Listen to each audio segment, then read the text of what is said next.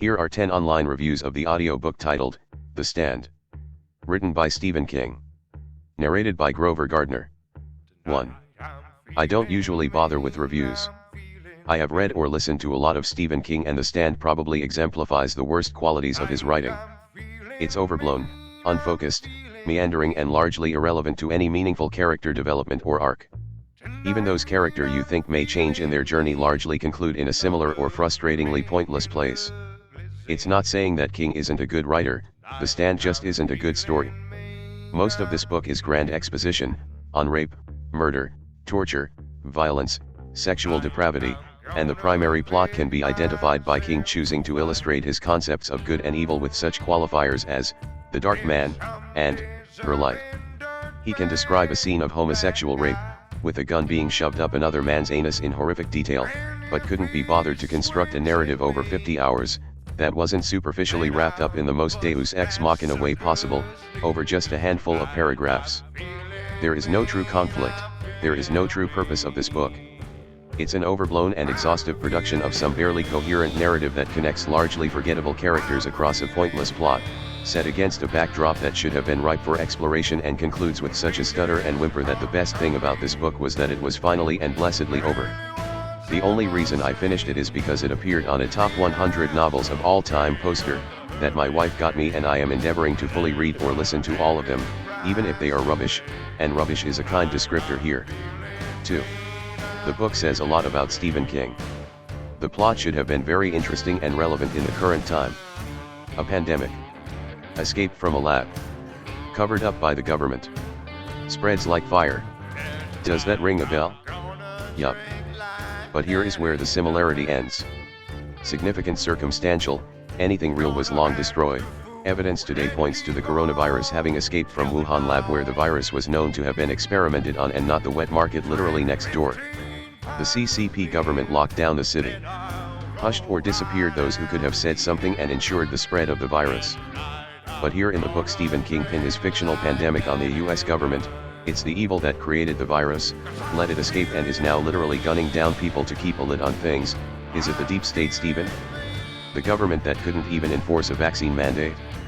I know it is fiction, but Stephen also knows that he can say whatever he wants about the US government, and the same institutions he is framing as evil in his fiction is there to guarantee his rights to free speech. He will dare not cast China or Russia in the same way, as it might cost him his liver or worse.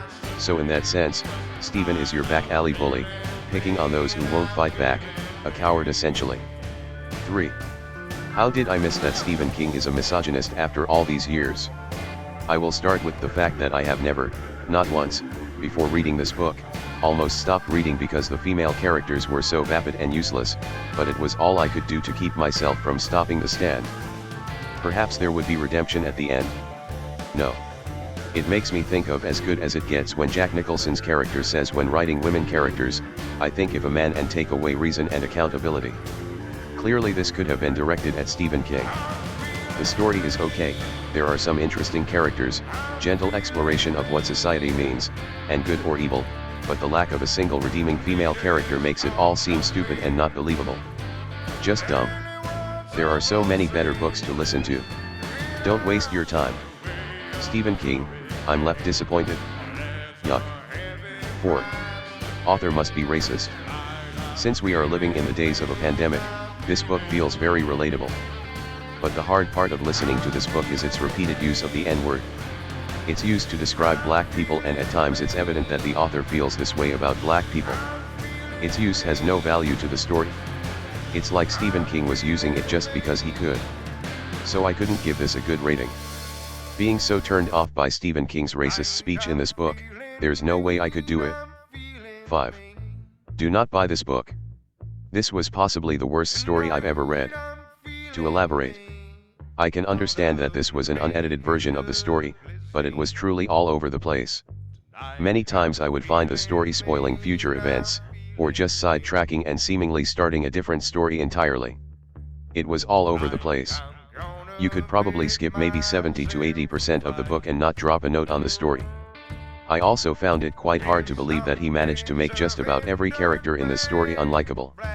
I continued reading this in respect for all the other Stephen King stories I've read, thinking it'll get better. I know it will. but sadly it didn't. All the way through the ending it kept this tone. The ending was anticlimactic, having nothing they do have any meaning. To summarize, do not buy this book. It is in all honesty Stephen King's worst works, and quite possibly the worst story I have read to date. 6. Vignettes are the point. I understand why people give this low ratings. This is how I sum it up: if you don't mind a meandering style with tons of vignettes, this is one of the best. If you hate vignettes, this may be the worst book and the longest you've ever read. If you want a very good example of what I mean, listen to chapter 38, it's a series of vignettes of individual survivors around the world, and it's a perfect microcosm of the book in total. It's 20 minutes. If it feels long, give it a pass. If you want more, go back to the beginning. This has no spoilers. 7. I'm amazed. Stephen King said that critics didn't like how long the book was. Well, I don't give a damn, and pretty sure a lot of people agree with me. I've listened over 48 hours of this book, and from the very beginning till the very end, was amazed by the story. He made me feel so attached to each character, and so sad when something happened to them. I didn't want this book come to the end. It is truly an amazing book, and I'm glad I've read it. 8. Absolute must-read. I haven't seen the mini-series, either of them, and from the reviews that I've seen I don't know that I will. This story was one of, if not the most enthralling I have ever listened to or read. It took me a little over a year to finish and was engaging the entire time.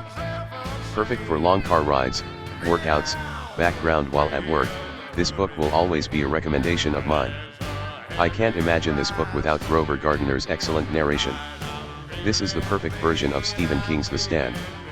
9. Excellent. I have loved this story since the first time I read it.